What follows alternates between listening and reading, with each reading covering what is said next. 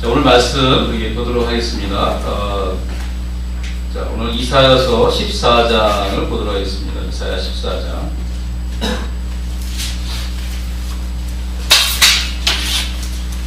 태영기님 어떻게? 됐어요? 예, 고맙습니다. 오늘 14장의 말씀은 개혁 한글이 너무 내용이 어려워서요.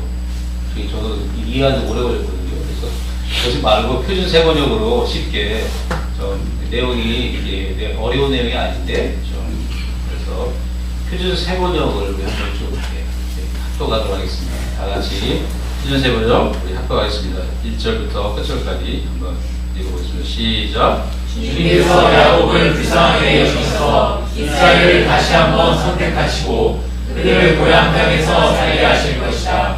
그때 외국 사람들도 그에게 와서 야곱의 결례와 함께 살 것이다. 여러 민족이 이스라엘 사람의 기약을 볼 것이며 이스라엘 백성은 주님께서 주신 땅에서 외국 사람을 남종과 여종으로 부릴 것이다. 이스라엘은 자기들을 사로잡았던 자들을 사로잡고 자기들을 억누르던 자들을 다스릴 것이다. 주님께서 너희에게서 고통과 불안을 없애주시고 강제 노동에서 벗어나서 안식하게 하실 때에 너희는 바빌론 마음을 조롱하는 이런 노래를 부를 것이다. 웬일이냐 고분이 꼬꾸라지다니 그의 분노가 그치다니. 주님께서 악한 통치자의 권세를 꺾으셨구나. 악한 통치자의 지팡이를 꺾으셨구나. 화를 내며 백성들을 억누르고 또 억눌러 억압을 그칠 줄 모르더니 정복한 민족들을 억압해도 막을 사람이 없더니 마침내 온 세상이 안식과 평화를 누리게 되었구나. 모두들 기뻐하며 노래 부른다. 향나무와 레바논의 백향목도 내가 망한 것을 보고 이르기를 내가 엎어졌으니 이제는 우리를 베어 올려 자가 없겠구나 하며 기뻐한다. 땅 밑에 소울이 내가 온 것을 반겨 맞으려고 들떠있고 죽어서 거기에 잠든 세상 모든 통치자의 망령을 깨우며 한때 세상을 주름잡던 그 왕들을 깨운다. 그 망령들이 너에게 한마디씩 할 것이다. 너도 별 수 없이 우리처럼 무력해졌구나. 우리와 똑같은 신세가 되었구나. 너의 영화가 너의 공부 소리와 함께 수월로 떨어졌으니 두더기를 유로 깔고 지렁이를 이불로 덮고 있구나. 웬일이냐 너 아침의 아들 새벽거라. 내가 하늘에서 떨어지다니 민족들의 신발과 맵도 못 쉬게 하던 내가 통나무처럼 찍혀서 땅바닥에 나가주이다니. 내가 평소에 늘 장담하더니 내가 가장 높은 하늘로 올라가겠다. 하나님의 별들과 더 높은 곳에 나의 보좌를 두고 저 멀리 북쪽 끝에 있는 산 위에 신들이 모여있는 그 산 위에 자리 잡고 앉으리라. 내가 저 분 위에 올라가서 가장 높으신 분과 같아지겠다 하더니 그렇게 말하는 너희가 수월로 땅 위 구덩이에서도 내 밑바닥으로 떨어졌구나. 너를 보는 사람마다 한때 왕으로하던 너를 두고 생각에 잠길 것이다. 이자가 바로 세상을 들들고 여러 나라들을 떨게하며 땅을 황폐하게 만들며 성읍을 파괴하며 사로잡힌 사람들을 제 나라로 돌려보내지 않던 그 자가 될 것이다. 다른 나라의 왕들은 모두 화려한 무덤에 누워있는데 너는 무덤도 없이 우물처럼 버려져 칼에 찔려 죽은 군인들의 시체더미 밑에 깔려있다가 지하 세계의 밑바닥으로 내려갈 것이다. 너의 시체를 사람들이 짓밟을 것이다. 내가 너의 나라를 황폐하게 하고 너의 백성을 죽였으니 너는 왕들과 함께 묻히지 못할 것이다. 너의 자손도 이 세상에서 살아남지 못할 것이다. 사람들아 조상들의 죄를 물어야 하니 그 자손을 학살할 준비를 하여라. 그들이 일어나 땅을 차지하지 못하도록 막아라.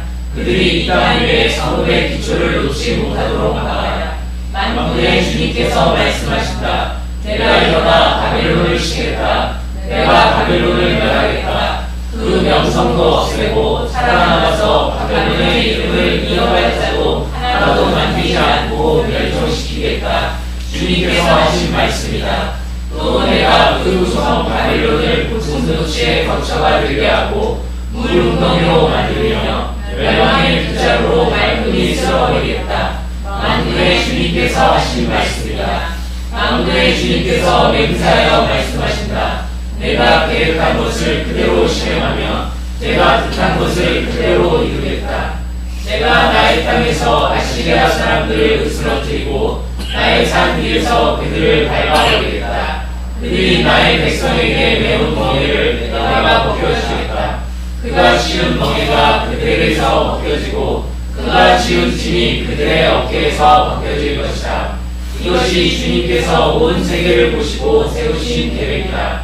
주님께서 모든 민족을 심판하시려고 하늘을 펴셨다. 만군의 주님께서 계획하셨는데 누가 감히 그것을 못하게 하겠느냐. 심판하시려고 하늘을 펴셨는데 누가 그 판을 막겠느냐. 아하스 왕이 죽던 해에 주님께서 다음과 같은 경고의 말씀을 하셨다. 모든 블레셋 사람아 너를 치던 몽둥이가 부러졌다고 기뻐하지 말아라. 내일이 죽은 자리에서 독사가 나오기도 하고 그것이 나온 날이 나다라는 불뱀이 되기도 한다. 나의 땅에서는 가난한 사람들이 배불리 먹고 불쌍한 사람들이 평안히 누워 쉴 것이다. 그러나 내가 너희 블레셋 사람을 모조리 굶어 죽게 하고 너희 가운데서 남은 자는 내가 가해 죽게 하겠다. 성문아 슬피 울어라. 성부가 울부짖어라. 너 블레셋아 노가 없어져라. 북쪽에서부터 강한 등대가 진군하여 올 것이니 너희 군인 가운데서 그것을 피하여 벗어날 자가 없을 것이다. 블레셋 특사들에게는 무엇이라고 답변할 것인가. 주님께서 시온을 세우셨으니 고통당하던 그의 백성이 그리로 피한다 하고 답변하여라. 네, 긴데 설교는 짧게 하겠습니다. 제가 좀 설교가 짧아지신 걸 느끼시나요? 잘 모르시죠?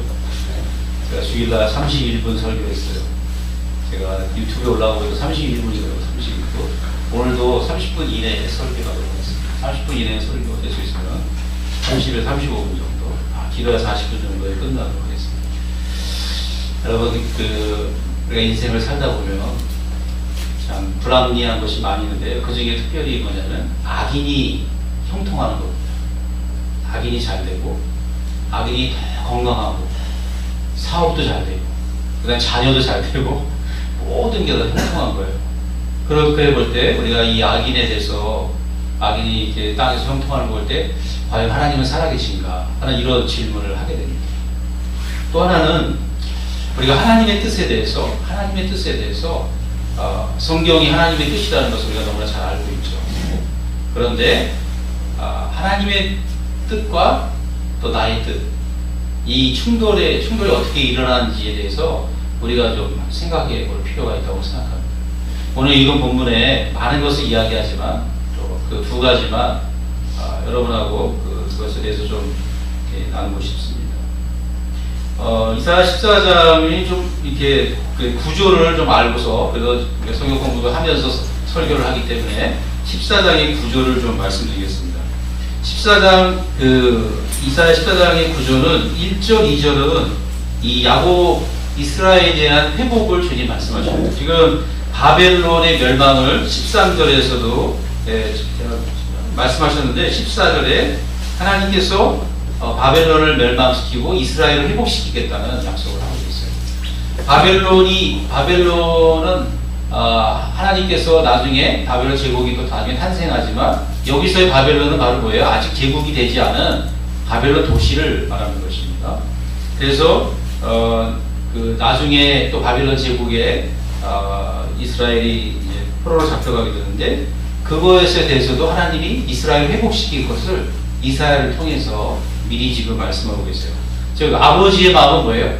일정한 하나님의 징계와 심판이 끝나면 우리를 회복하시는 것이 부모님의 마음처럼 하나님의 본심이라는 것입니다. 심판은 자녀를 사랑하고 자녀를 징계하기 위해서 어쩔 수 없이 거쳐가는 하나님의 사랑의 표현이지 징계가 목숨이어야 돼요. 하나님과 우리의 관계에 있어서 하나님 나를 책망하시고 징계하시는 것은 나를 사랑하시고 반드시 그것이 지나면 나에게 회복을 약속하시고 보상을 약속하신다는 것, 아버지의 사랑을 나타나신다는 것을 우리가 마음에 깊이 확신해야 되겠습니다. 바로 그와 똑같이 여기서도 하나님이 우리에게 또 이스라엘을 통해서 바벨론이 멸망하고 이스라엘이 회복될 것을 약속하고 계십니다. 14장 3절부터 20절까지는요, 바벨론, 4절에 보면, 여러분이 이건 표준 세 번역에는 너는 바벨론 왕에 대하여 이 노래를 지어라고 제가 개혁 성경을 보고 있는데, 노래란 말 대신에 조롱하는 노래라고 했어요. 조롱하는 노래. 그게 더 원어에 가까운 해석입니다.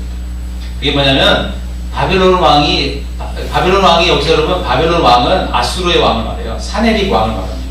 제가 또 자세히 설명하겠지만, 이 사네립이 아수르 제국의 황제인데 바벨론도 점령해가지고 두 개의 왕이 다 됐었어요. 그래서 이 사네립이 아주 잔인한 사람인데 이 사네립의 기사가 또 이사야 30장에도 나오고 역대하 18장, 19장에도 사네립이 예루살렘을 공격하는 얘기 나옵니다. 역대가 아니라 열왕기하 18장, 19장에 나오는데요. 굉장히 교만하고 자기가 하나님처럼 되는 그런 말을 그 사신을 보내서 히스기야 왕한테 막 얘기를 합니다. 아하스 왕이 지금 이렇게 살아있잖아요. 오늘 블레셋 예언할 때는 누가요? 블레셋 예언할 때는 아하스가 죽었을 때 블레셋이 멸망한다는 예언을 이사야가 받습니다. 그래서 아하스 왕이 죽고 그 다음 왕이 누구냐면 히스기야, 유명한 히스기야. 죽었다가 죽을 병에 걸렸는데 기도해가지고 종초에 이게 무화과나무 발라가지고 나은 사람 15년을 더 산 왕. 그 사람이 히스기야 왕인데 히스기야 왕의 얘기가 이제 넘어가게 됩니다.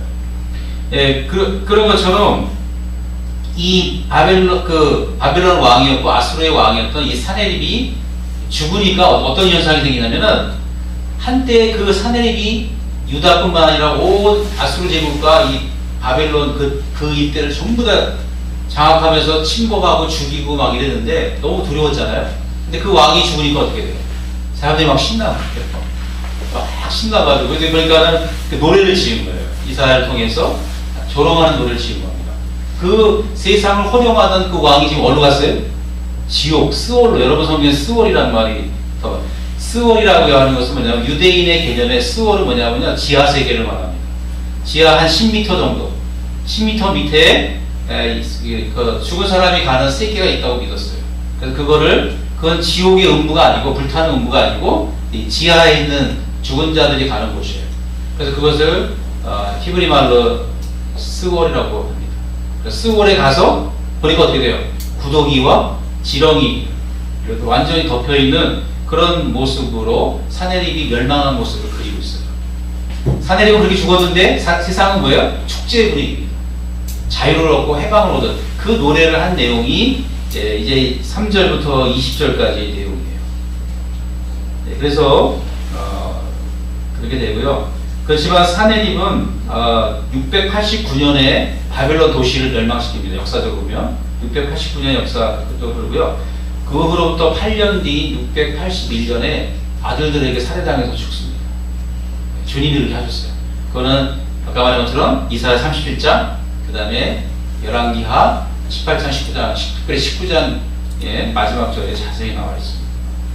그렇게 되고요. 그 다음에 21절부터 23절은 하나님이 바벨론이 멸망할 것을, 그리고 그 바벨론의 왕의 자녀들이 완전히 멸절할 것을 예언하고 계십니다. 그래서 바벨론이 23절 보니까 내가 또 그것으로 고슴도치의 불멸과 물동이가 되게 하고 또 멸망의 비로 소지하리니 나 만군의 여호와의 말이니라 하면서 이 바벨론 사라질 것을 또 예언하십니다.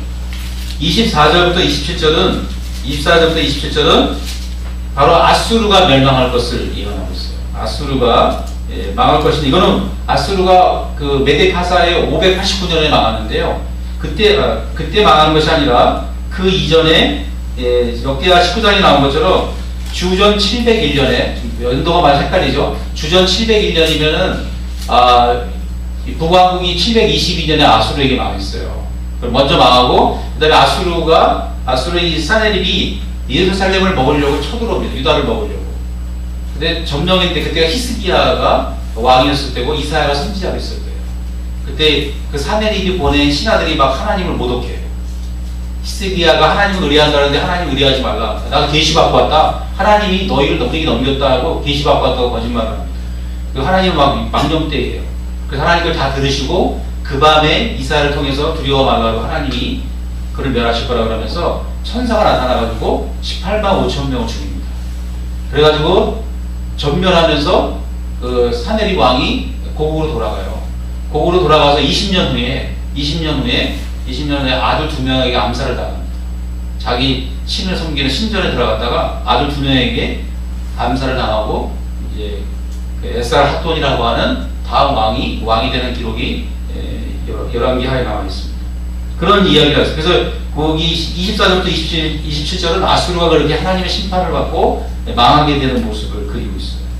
그 다음에 14장 28절부터 32절은 블레셋의 멸망을 말하는 건데 28절에 보니까 아하스의 왕이 죽던 해에 받은 경고예요.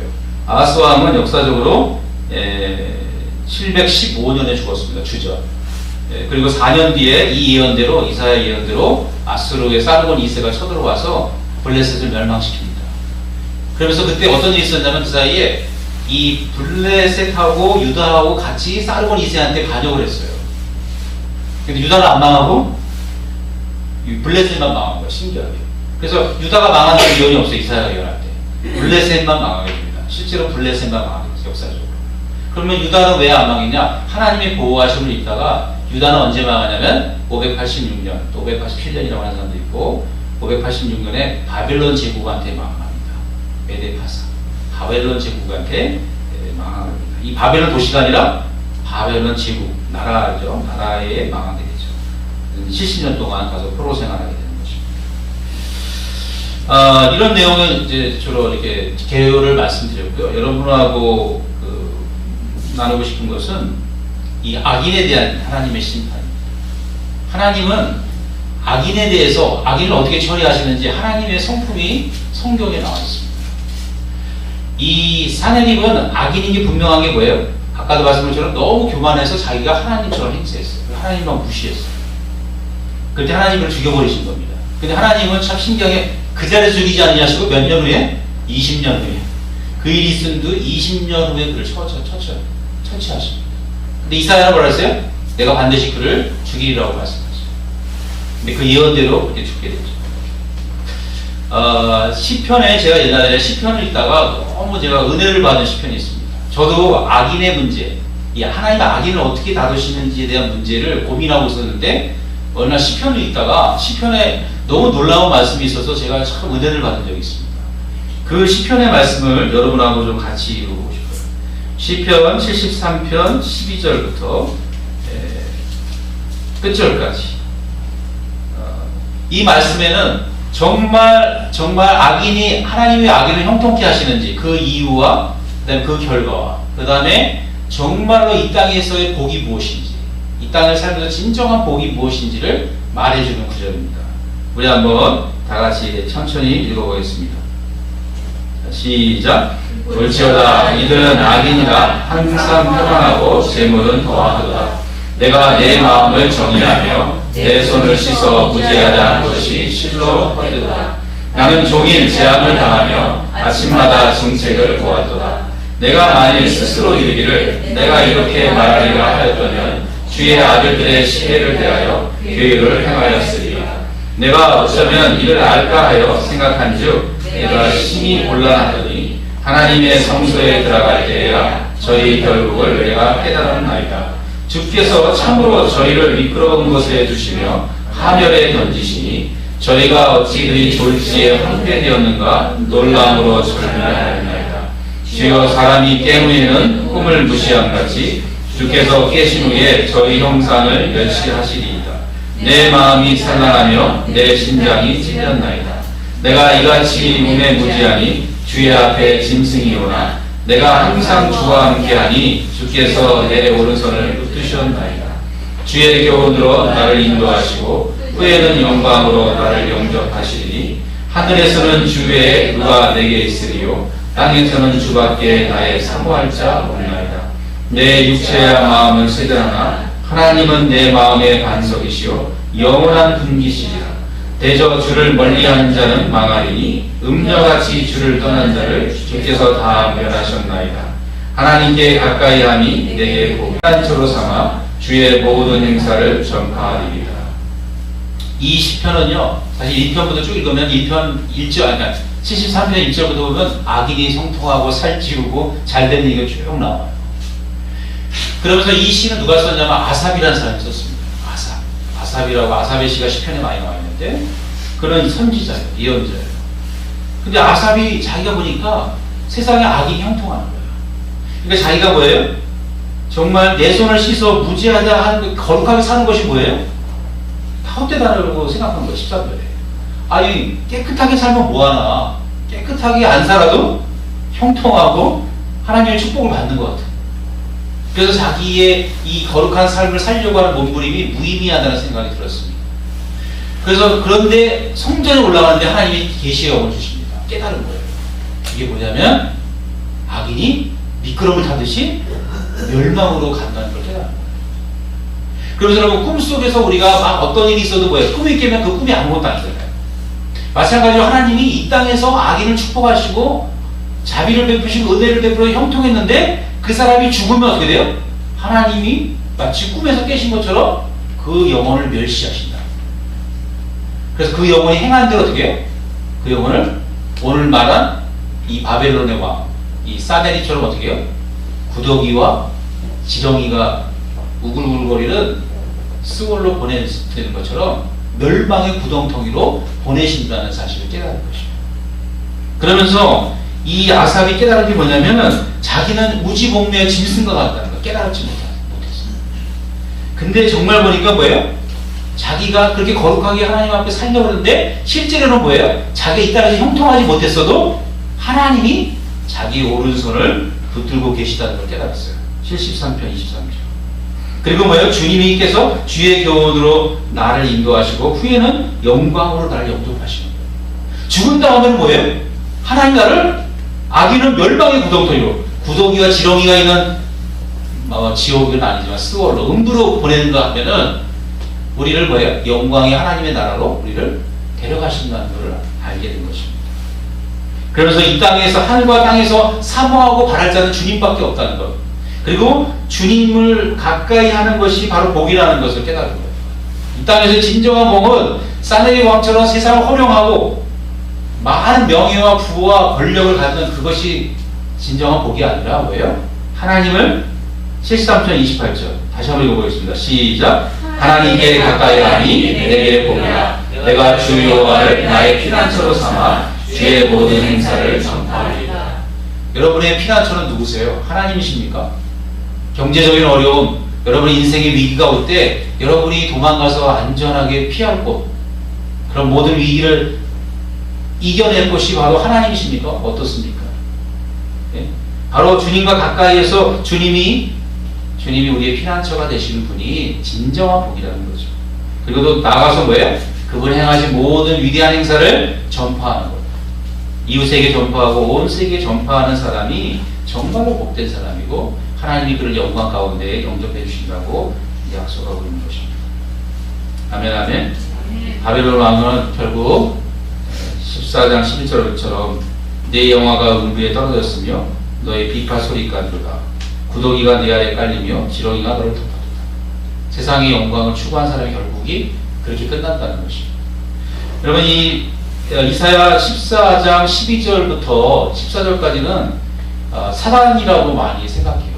바벨론 왕 하늘의 북극 지폐의 높이 들리리라. 그래서 두 절이 사단의 그런 사단을 말하는 것이다. 바벨론 왕이 되게 교만했거든요. 내가 하나님과 비기리라. 바벨론 왕이 망한 이유는 교만 때문에 망했어. 그래서 이제 많은 학자들이 이 구절은 사단을 말하는 것이라는데 문맥상으로 보면 조금 사단이라고 말하기가 좀 어렵습니다. 사실 사단이 아니라 누구를 말한 거예요? 바벨론 왕의 교만한 마음을 말하는 거죠. 이 바벨론 왕 누구요? 사네리 왕, 성경이 기록된 사네리 왕의 교만한 마음을 말하는 것이죠. 아멘. 그러면 교만하면 인생이 참 피곤해집니다. 저희 아내가 아직까지 저녁 먹는데 나보고 여보, 당신이 지금처럼만 겸손했어도 빨리 목회가 잘 풀렸을 것 같다고 그런 얘기를 하는데 저 동감합니다. 예. 사람이 교만하면요, 자기 주제 파악을 못하면 인생이 꼬입니다. 자기의 주제를 알고 마음이 겸손하면요, 하나님께서 그 사람을 편안하게 높여주시는 것 같아요. 예. 근데 우리가 하나님을 사랑하는 자이기 때문에 우리의 삶이 마음이 높거나 그렇게 되면은 하나님의 축복을 받기가 어렵습니다. 그렇다고 제가 겸손하다는 뜻이 아니에요. 옛날보다 겸손하다는 겁니다. 그렇기 때문에 여러분, 하나님의 메시지가 뭐냐? 하나님은 교만한 자를 멸하시고 겸손한 자에게 은혜를 베푸시는 분이에요. 그리고 악인은 이와 같이 된다는 것. 참된 복은 하나님과 동행하는 것이라는 걸 다시 한번 마음에 새겼으면 좋겠습니다. 아멘, 아멘. 여러분이 이렇게 수협에 나와서 하나님과 동행하는 한 모습이잖아요. 이런 것이 인생의 가장 큰 복이라는 것입니다.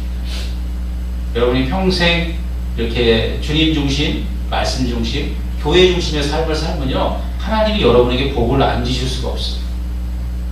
아멘, 아멘. 그런 자가 되시기를 바랍니다.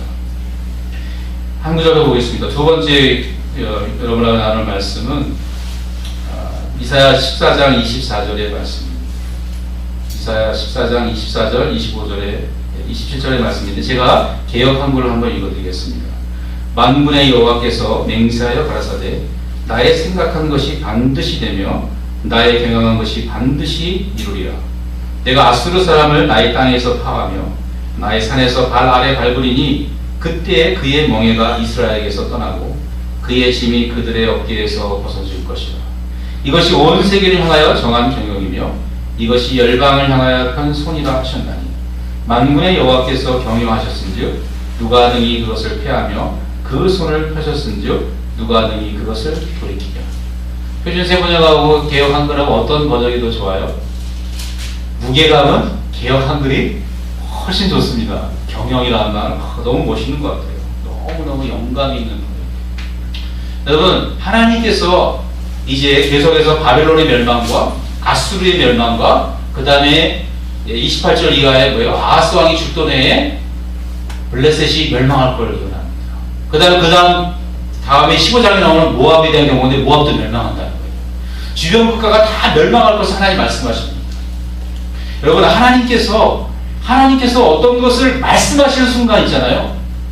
우리 인간은 어떤 것을 말한 다음에 잘못되거나 어떤 타협의 여지가 있어요. 근데 하나님이 무엇을 말씀하시면 어떻게 되는 거예요? 이미 그렇게 하기로 결정난 겁니다. 하나님이 지혜자이시며 전능자이신 그분이 그렇게 말씀했을 때 이미 게임 끝난 거예요. 그렇게 하시겠다는 거예요. 아무도 뭐예요? 그 경영을 패할 수 없다고 이사야는 말하고 있어요. 하나님이 친히 이사야를 통해서 말씀하셨어요. 성경에 하나님이 뜻을 돌이킨 경우는 딱 한 가지 있습니다. 예레미야서에 나온 것처럼 에스겔인지 예레미야인지 좀 헷갈리는데요. 만약에 악인이 뭐예요? 악인의 길을 가다가 회개하고 돌이키면 내가 그에게 재앙을 계획했다 할지라도 내가 어떻게 한다 그랬어요? 그것을 변기한다 그랬어요. 축복으로 바꿔준다 그랬어요. 또 어떤 사람은 뭐예요? 의인에게 내가 축복을 예언하고 축복을 하기로 했는데 그가 만약에 죄를 범하고 악을 행하면 내가 그 축복을 바꾸어서 그를 심판하고 멸망시킬 거라고 주님 말씀하셨어요. 하나님이 뜻을 바꾸시는 것은 인간이 태도에 따라서, 인간이 회개할 때 아니면 인간이 하나님의 약속을 받고도 하나님을 떠날 때, 죄를 범할 때는 하나님이 그 뜻을 바꾸시겠다고 성경에 아주 못을 박아주셨어요. 그런 경우를 빼놓지 않고는 하나님이 어떤 일을 하시겠다고 결정할 때는요, 반드시 그 일이 이루어지게 되는 것입니다. 제가 이 말씀을 해드리냐면, 여러분, 하나님께서 여러분에게 말씀하기를 우리가 듣기를 원하잖아요. 그래서 큐티를 하잖아요. 네? 여러분이 근데 큐티나 아니면 기도 중에 주님의 음성을 들었어요. 주님의 음성을 들어서 깨달았어요. 뭘 깨달았냐면 하나님의 뜻을 깨달은 거예요. 여러분이 하나님의 뜻을 깨달으면 어떻게 돼요? 그 뜻은 바뀔까요? 안 바뀔까요? 바뀌어요? 안 바뀌어요? 안 바뀌어요, 여러분. 그것은 뭘 말하냐면 그것은 하나님이 여러분을 그분의 뜻을 가지고 하시는 일에 여러분을 초청하는 것이에요. 여러분은 그 일에 초청하시는 것입니다. 많은 사람들이 하나님의 뜻을 어떻게 받느냐면, 하나님을 어떻게 오해하냐면 자기의 뜻을 하나님께 아뢰는 거예요. 자기의 뜻을. 주님, 나 이런 계획이 있어요. 나 이거 좀 도와주세요. 이렇게 해주세요. 저렇게 해주세요. 중보기도가 있죠. 간청하고 우리가 필요할 것을 아뢰라고 하는 그런 주님의 말씀이 있습니다. 그래서 그게 잘못된 건 아니에요. 그렇지만 어떤 경우에 우리는 내 뜻을 하나님께 알리는 경우가 너무 많다는 거예요. 하나님의 뜻은 이미 성경에 기록되어 있고 하나님 나에게 지금도 말씀하고 계신데, 하나님의 뜻을 받아들여서 하나님의 뜻을 이루기보다는 뭐예요? 내 뜻을 자꾸 하나님께 알려드려서 뭐예요?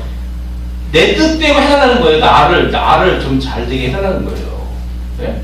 이건 기도가 맞습니까? 안 맞습니까? 그런 기도는 하나님 안 들어주십니다.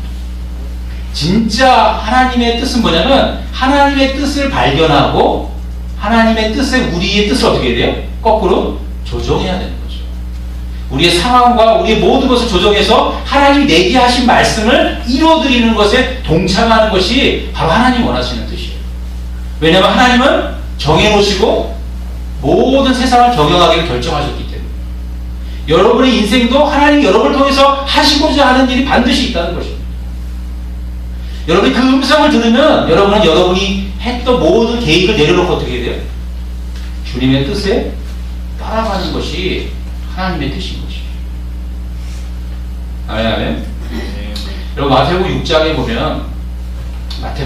보면 유명한 말씀이죠. 뭐가 있을까요? 너무 유명한 말씀이 많아서. 네? 여러분 마태복음 6장에 유명한 말씀 혹시 이거 좋아하는 말씀 있으세요?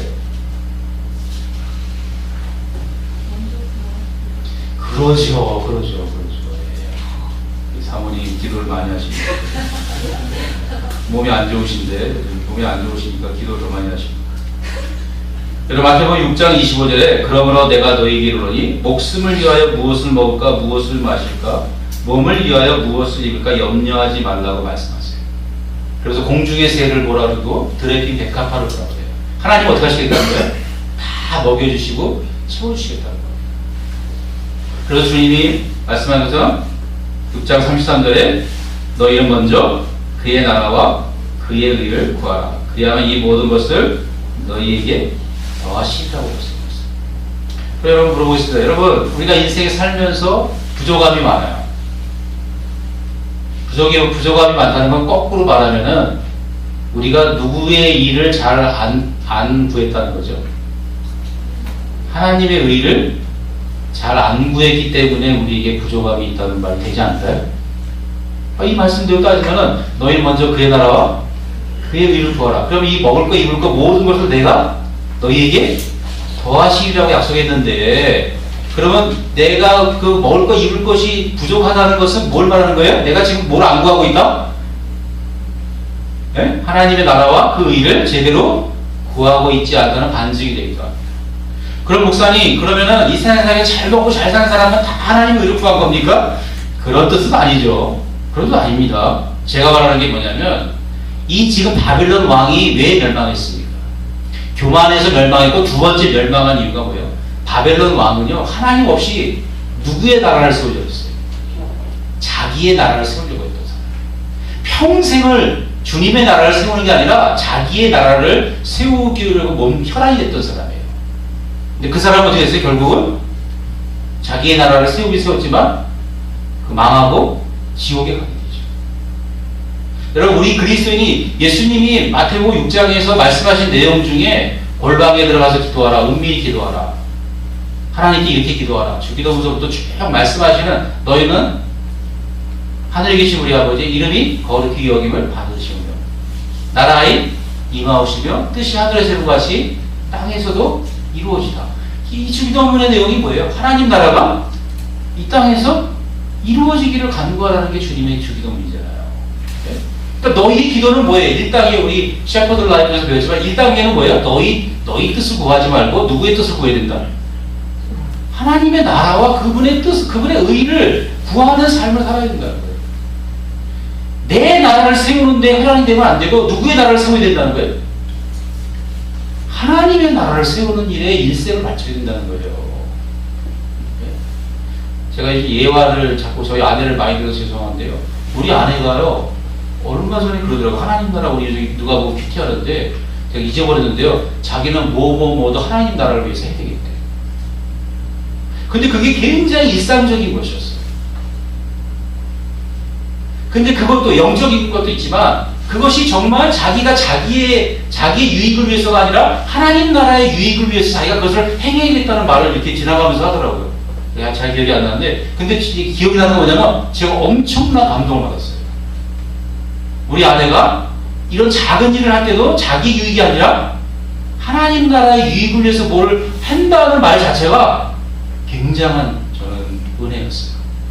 심지어 여러분, 우리가 주님 앞에 권세를 구하잖아요. 권위를 구하잖아요. 그 권세도 뭐예요? 목회를 위한 권세가 되면 안 되는 거예요. 잘못하면 목회자의 개인을 위한 권세가 될 수 있습니다. 내가 권세를 구하는 것도 누구를 위해서? 하나님 나라를 위해서.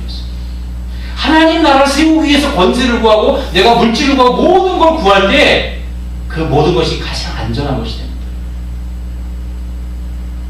물질조차 나를 위해서가 아니라 누구를 위해서? 하나님 나라를 위해서. 저는요, 물질도 하나님 나라를 위해서 구하면요, 주님 몸된 교회를 세우기 위해서 물질을 주실 수 있다는 확신을 얻었습니다. 정말이에요. 그리고 여러분, 하나님 나라를 위해서 내가 하나님 나라를 세우는 게 내 인생의 목표면요, 세상 나라에서 내가 무엇을 먹을까 무엇을 마실까 내 나라를 확장하는 일에 관심이 있을까 없을까요? 있어 없어요? 없습니다 여러분. 예? 여러분, 저는요 하나님 나라의 관점에서 보기 이전에는요, 제가 가지고 있는 재물이 제가 써야 되는 지출보다 제 수입이 적어서 고민할 때가 많아요. 수입보다 지출이 많으면 생기는 건 뭐죠? 빚밖에 없습니다. 그래서 여러분, 하나님 나라의 관점에서 볼 때는요, 내가 수입이 없으면요, 안 써도 전혀 억울하지가 않습니다. 전혀 뭐예요? 서운하지가 않아요. 그리고요, 그 하나님이, 제가 최근의 일입니다. 제가요, 하나님이 저에게 주신 수입이 저 옛날에는 제가 늘 부족하다고 생각했어요. 근데 주님의 나라의 관점에서 보면은요, 그 수입이 제가 요즘 볼 때 너무 많은 거예요. 제가 이제 느낌에요, 빚 안 지고 살 수 있는 방법이 있을 것 같아요. 어떻게 하면? 세상 나라에서 쓸 수 있는 내 만족을 위해서는 소비를 줄이면 돼요. 과감하게 줄이면 됩니다. 잘라버리면 돼요. 안 쓰고 살면 되는 거예요. 그리고 뭐를 위해 사는 거예요? 하나님 나라를 위해 사는 것입니다. 내가 세상 나라에서 더 많은 물질을 벌어서 더 내가 필요한 것을 내 나라를 세우고 확장하는데 내 인생과 시간을 낭비하는 것이 아니라 세상 나라에서 그것을 줄이고 내 수입에 맞게 살면서 뭐예요? 누구를 위해 사는 거예요? 주님을 위해서 사는 것이에요. 그런 관점이 우리에게 정말 있어야 된다고 생각합니다. 저는요, 제가 이제 주변에 목회자분들 많이 계시고 또 집안에서 남자 가장들도 많이 보는데, 여러분 절대로 자기의 왕국을 세우시면 안 돼요. 자기의 가정에서 또 교회에서 또 아니면 사업터에서 왕이 되려 하지 마십시오. 자기 나라를 세우면 망합니다, 여러분. 네. 자기 나라를 버리십시오. 대신에 누구의 나라를 세워야 돼요? 하나님의 나라를 세워야 돼요. 하나님의 나라를 위해서 모든 걸 구하시고, 권세도 구하고, 권위도 구하고, 능력도 구하고, 그 다음에 재물도 구하고, 모든 관계의 풍성함도 다 하나님 나라를 위해서 구하십시오. 주님의 이 의를 이루기 위해서. 그러면 여러분의 종착역은 지옥이 아니라 영원한 천국이 될 것이에요. 그리고 하나님이 여러분을 너무 기뻐하셔서 여러분에게 막 주시고 싶어서 어쩔지 모를 거라고 저는 확신합니다. 그리고 여러분의 삶이 모든 면에서 영적으로 또 환경적으로 또 물질적으로도 부유한 삶을 저는 누릴 수밖에 없다고 확신합니다. 아멘, 아멘. 저는요, 평생 그냥 주를 위해서 가난하게 살 생각만 했었어요. 근데 가난의 개념이 달라졌어요. 네? 그냥 주님이 나에게 주신 것을 그 안에서, 수입 안에서 나는 얼마든지 부유하게 저축하며 살 수 있다는 확신을 썼어요. 안 쓰면 되니까. 그리고 그 부유함은 세상에서 부유가 아니라 하나님 나라, 주님 나라에서의 만족감, 주님 나라를 섬기고 주님의 뜻을 이루어내는 그 기쁨, 영광. 왜냐하면 주님이 그 영광을, 하나님 나라의 영광을 우리에게 주시고 우리에게 그것을 누리게 하실 것이기 때문에. 그리고 우리 주님의 나라와 의를 구하는 그런 저와 여러분이 되시기를 주님의 이름으로 축원합니다. 그럴 때 우리는 바벨론 왕과 같이 되지 않을 수 있는 거예요. 그리고 하나님의 뜻을 알고 하나님의 뜻에 내 인생을 조성해서 하나님의 뜻을 이루어드리는 정말 하나님이 기뻐하시는 하나님을 경험하는 그런 인생이 될 것입니다. 그리고 하나님 만나기 원하시죠? 하나님 만나는 방법은 내 인생을 그분의 뜻에 조정하는 것입니다. 내 나라를 버리고 그분의 나라를 위해서 사는 것입니다. 아멘, 아멘. 기도하겠습니다. 이제는 우리 주 예수 그리스도의 은혜와 하나님 아버지의 사랑과 성령의 교통하심이 이 땅에서 자기의 나라를 세우려 하지 아니하고 오직 하나님의 나라를 세우는 것, 바빌론의 왕 사데릭같이 되지 아니하며 우리 주 예수 그리스도와 그들을 쫓은 사도들처럼 그분의 나라와 의를 위해 살기를 원하는 사랑하는 주님의 자녀들 머리 위에 지금부터 영원까지 함께 하시기를 간절히 초라옵나이다.